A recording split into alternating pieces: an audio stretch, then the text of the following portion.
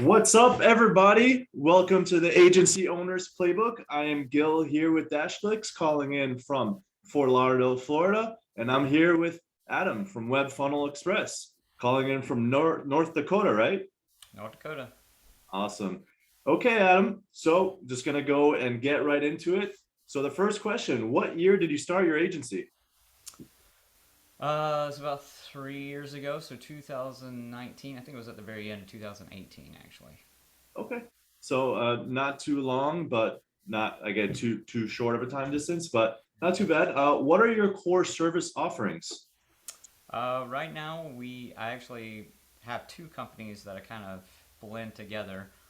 Web Funnel Express is our website development company and agency. That's probably more the agency part of doing digital marketing websites.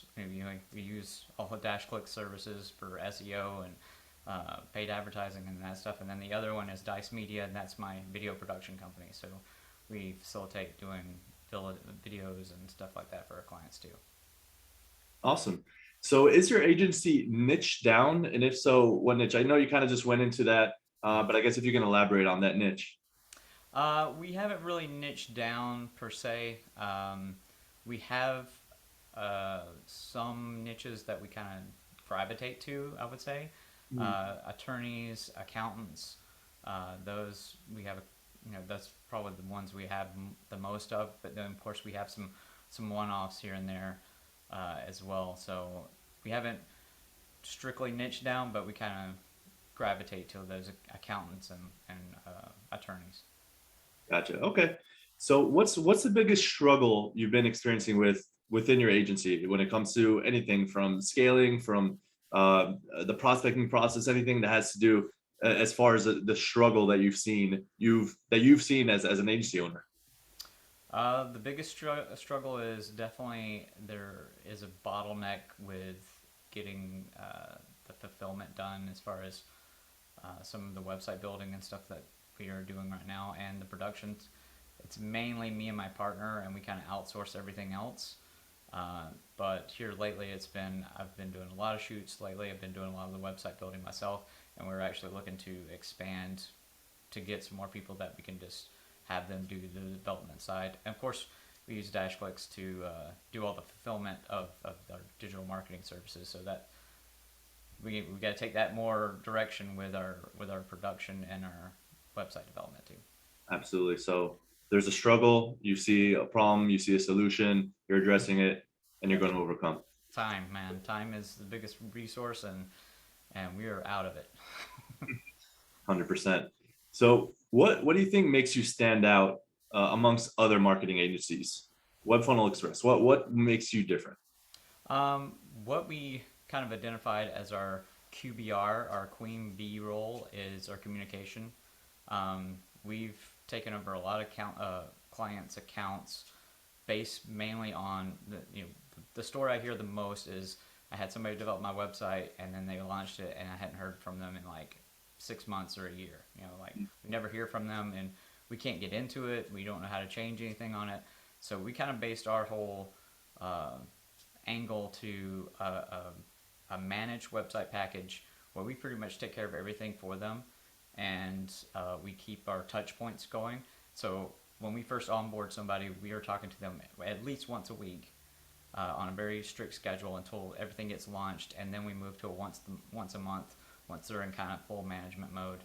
And that's been the biggest feedback that we've gotten is um, just that relationship that we build with them, always communicating with the client, Yeah. and there'll be many times when we'll send out that touch point email for the month and say, hey, do you need anything from us? What's going on with you? And they send us a thing back saying, yes, I've been meaning to send you an email. I need to get this changed. I need to get that uploaded or whatever. And they send it over to us and we take care of it. So I think that's been kind of how we've been, uh, setting ourselves apart is that level of communication. Yeah, perfect. And I've seen that personally as well. When I'm able to communicate, or when I do communicate with our clients for DashLicks, and regardless of the service that we provide or the results that we provide, as long as we're able to communicate with our clients and be able to respond relatively quickly, they're relatively happy no matter how everything else is going with everything. As long as we're there to tell them, hey, okay, yeah, we're not doing so well, but we're going to work on this for you. As long as that person is there and you're able to communicate with that person, that's golden. That's 100% what Yep. you want to do.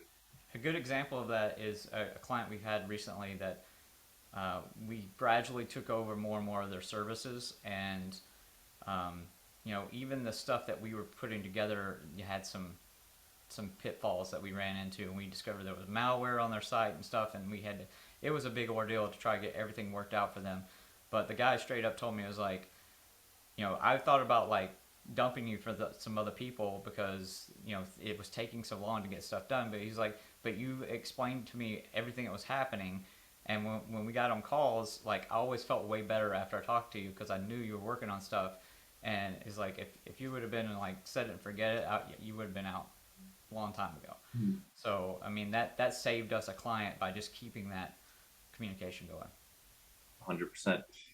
So do you focus on inbound or outbound prospecting methods primarily?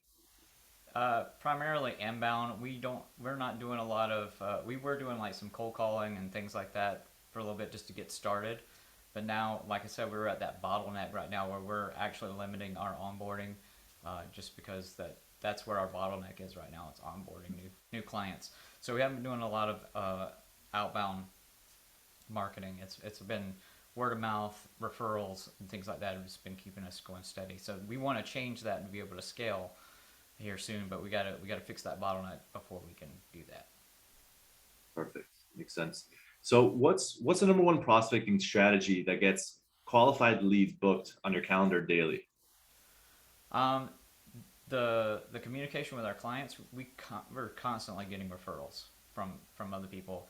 As soon as we do, get somebody going, they're like, either they have other businesses that they want to use us for, or they have other people, and we kind of been cultivating that since we knew we weren't doing our outbound stuff. So that's been our number one thing. Is it goes right with our QBR of constant communication, where we can throw those little nuggets in of like, hey, if you know anybody else that we can help, or if you got some other business over here that you're starting or need help with, we can do that too. And that's given us really consistent results. So as far as your go-to means as of right now, it's just word of mouth, just trying to get clients for with. Word of mouth and referrals. Yep. Awesome. Perfect. Um, what's the best sales tactic you use to close deals? Close new deals. Uh, Mainly focusing on the results that they are looking for. That's always, it's there's an old sales tactic out there called the tell me sales tactic, where you basically give them the leading questions and they'll tell you what they want, and then you just give them that. We've tailored our packages to to solve the common issues, but I'm always willing to be flexible to what they're asking, the questions they're asking. Hey, can you do this? Can you do that? I'll fit that. Yes, I'll bundle that specifically for you to meet your needs. And if the conversation stays on fixing their problem or solving their problem, listening to, if communication wasn't a problem, it was just results, then I focus on how we're going to get you those results. And that's always been my number one closing tactic, is like getting them excited about those results, or solving that problem. And then it's always, well, when can we get started? That's the closing question I always get is, when can we get started? I'm like, we can get started right today. So Okay. that's what I aim for. And that kind of leads me on to my next questions. How do you set proper expectations with your clients, and to make sure that they stay on board for longer than 30 days? Sorry. Because, some clients that don't have the right expectations, if they think they're going to get results in a certain amount of time, then they, decide to leave, and, they'll blame it on the agency or so forth. So what do you do for setting those expectations? It starts with that onboarding process, and even I start that in the sales call. Once you get to those closing questions, I lay that out for them. I laid out the plan. It's like, hey, we're gonna start meeting once a week, and that's part of one of the questions is, what's a good day and time that we can just set every week that we're gonna talk. We're gonna get on a Zoom call, we're gonna meet in person, whatever it may be, and we lay that out we lay out that milestone plan and say we're going to meet every week, and for the first 3 weeks or 4 weeks, this is the development process that we're going to go through. We're going to have these little milestones that, what your expectations are, and then moving forward. So my biggest asset that I've been using is that weekly meeting, that weekly touch point, especially for new clients. I try to keep them on weekly or every 2 weeks for that first 90 days. Just that communication solves so many problems, because you're going to have those pitfalls. You're going to have unexpected problems that come through, because I've had many times where I felt like I understood exactly what their issue was and what their setup was and all that stuff. And then you get in there and you realize there's curveballs in here that I didn't expect. And that throws the whole thing off. But if you're talking with them every week, they're like, okay, I understand. Okay, there's a curveball. We got to move this. We got to pivot here and adjust there. So that solves a lot of problems. Adam, what I'm getting from you from all of these questions is that you're basing your agency and your success on communication, just being able to communicate with the client constantly and providing that value of communications. That just takes it to another level. Besides the results you can produce, besides anything else, just being able to communicate and do so well is what sets you apart and why you can grow your agency from that standpoint. Absolutely, man. Because that's comes down to what's in your control to do. What is in your control. Results are really hard to control. Because especially when you're doing digital marketing, like you can have the best plan possible. You can do all this research and do all this keyword research and all that stuff and put it out there and spend a whole bunch of money, but you have no control how other people are going to react. You can do your projections the most you can, but you can't control that. But you can control how often you're talking to the client, expressing what work's being done, what they can expect, and those results. That gives you a lot of leeway, and that's really what people want too, is the relationship. 100%. So next question is, what's your formula for maximizing client retention and increasing lifetime value? I know we touched on, providing the customer service and all that. So I know that's going to be a big part of it. Anything else you can put on the table from that respect? Just having good processes is good, and knowing what they can expect. When they know when they're going to get those progress reports, they know when they're going to get this stuff, they know how to get in touch with you. Just making things as easy as possible with the client. Even people that are pretty tech savvy, clients that are tech savvy, they're busy doing their job, whatever their business is. So the easier you can make, your communication and flow with them, that's been, a big part of that is just making it easy for people. We book an hour call on those weekly calls, and hardly ever use the full hour. I try to keep it 45 minutes and under if I can, because I value their time, and that's just another one of those things. So I guess that's something to add to what we already talked about. Cool, 100%. What is the most successful automation you've set up in your business that either saves you the most time or makes you the most money? So we use FreshBooks for our billing software, Mhm. and that's all automated.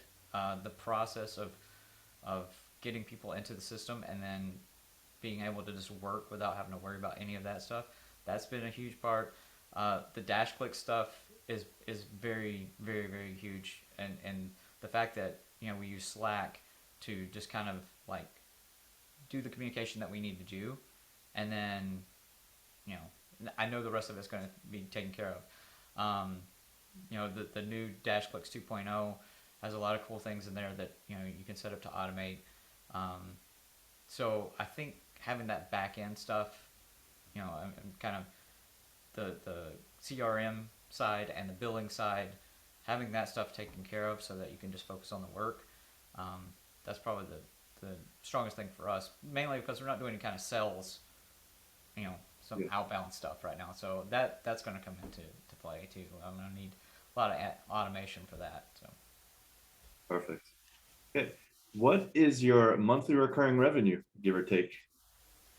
right now, let's see. Hold on, I wasn't prepared for that question. I know that's We got about 30 clients on the Web Funnel Express.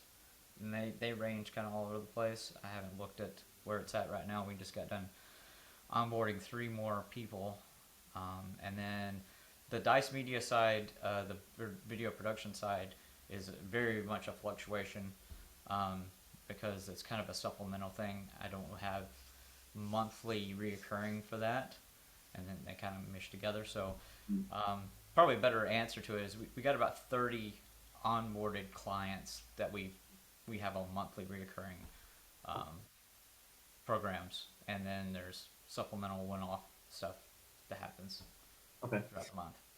Sure. So my next question was going to be, how many clients do you have, and what's the average monthly retainer they pay? So you're saying that you have 30 on a recurring basis. So what would you say is the average monthly for those clients they have? About $700 a month is about the medium. We have some paying more, we have some paying less. Or what we did with our entry level package is $200 a month for a website, an all inclusive managed website, and they just start paying the $200 a month to get it start rolling. We start having those meetings, and we're flexible on what those are. Except for, if you're going to have e-commerce or anything like that, then there's extra stuff that goes on top of that, and the fee goes up. But that's our entry level. If you want just a landing page, if you want a simple 5-page business website, we have our own server, our own NOC, so we do the hosting, we do domain registration, we do everything. It's like that's another part of the sales process. It's super easy that hey, $200 today, $200 a month, get you started. We ask for a year agreement, and you don't have to worry about anything. Like if you have a domain, we'll take it over. If you don't have a domain, we'll register one for you, and then we get them in the system that way, and then we upsell them from there. Get them that website going and all that, and then you're going to need SEO, or do you need paid advertising to go to this? Do you need social media postings, all blogs and all that stuff? We upsell from there. So yeah, providing that full value, which leads to additional revenue stream. Perfect. Yep, absolutely. What's a realistic revenue goal you see yourself in in 12 months from today? Sorry, where do you see yourself in 12 months as far as revenue? See, and get back to the revenue thing. I think we're right at. I think we're bringing in about 15 grand a month right now. But we'd like that to be, double in a year at least to 30 grand a month. Awesome. But we're gonna have that may scale versus how we're going to, because right now, like I said, it's just me and my partner, and we outsource everything else. So Yes. we want to actually bring on some people and scale it that way. So that number might change. Cool. Yeah, just the goal. So you Yep, see exactly. that's awesome for sure. And what do you think you need to change in the next 12 months for you to hit that revenue goal? Anything you need that you're seeing that within your company that's not performing well, that you feel like you can make changes in order to get to that goal? Absolutely. I'm in the process now of documenting the procedures and processes that we go through to onboard clients, how what software we're using to develop and all that stuff. So so we can actually bring in some people. We'll probably start with some freelancers and then bring in, maybe hire them on if they're good, but just documenting exactly how we want things done, and that processing everything, and that's going to be the key to scaling. Is then we can pour gas on the fire and say, all right, now we can push for more sales and see how many people we can get on the onboarding, because we know we can handle it. And, that's our issue right now that we need to fix. Is I've actually had to push some people back a little bit because I just can't handle the workload of getting everybody done when they need to get done. So Yeah, and I think that's just super important in general to be able to assess what you think could be improved, targeting that thing, making changes, making the necessary changes, and actually implementing those changes. That's the path to success right there in my eyes, for sure. absolutely. Okay, awesome. So last question I have for you. If you had to start from zero, how long do you think it would take you to get back to where you are now? And what's one thing that you would do differently if you were to start from zero? That's a tricky question, because where we're at now is because we kind of discovered what the market wanted. I've had several other, entrepreneurial spirit. I've had several other ventures that like based off of what I wanted to do, and put that to see if there's anybody wanting that. That's hard to do because that's kind of a crapshoot. There may be a market for that, there may not be a market for that, but we're kind of where we're at now because we saw what the demand was, and people. I was doing video production before this, and I had experience in web development, but we started Web Funnel Express because of the demand. Because I was constantly getting hit up for people who are like, "Hey, do you do websites? I need a new business website." So that's probably the one thing, and it doesn't have to be, you know, the discovery process. It's intentionally trying to find out what people want and what they need, and then service that. Find that groove where it still fits in harmony with what you want to do, but it's because the demand is there, and you're just see a need, fill a need. Focusing on that would probably be the thing that I would do differently instead of trying to force what I wanted to do on the market. Let's do the market and try to find where my niche is in that. And I think that was kind of answering both of those questions as I thought, maybe. For the most part. Yeah, for the most part. It's a tough question because it's like if I only knew now what I knew then, like For sure. hindsight's 2020. So and a year from now I'll probably be like, well, shit, if I knew what I knew now then, I probably would have made these mistakes. So Yeah. But then again, like you mentioned, things are changing in the market. The market's always yeah, changing, and people need that's things. Yeah. So yeah, it's easier to flex when you're listening to the market instead of trying to put your demands on the market. sure. Sure. Okay. That's all the questions I had for you today, Adam. Thank you for joining me. Thank you for your time. I appreciate it. Thank you, everyone Thank you. that tuned in and is watching. Thank you so much. We'll see you all next time. Take care.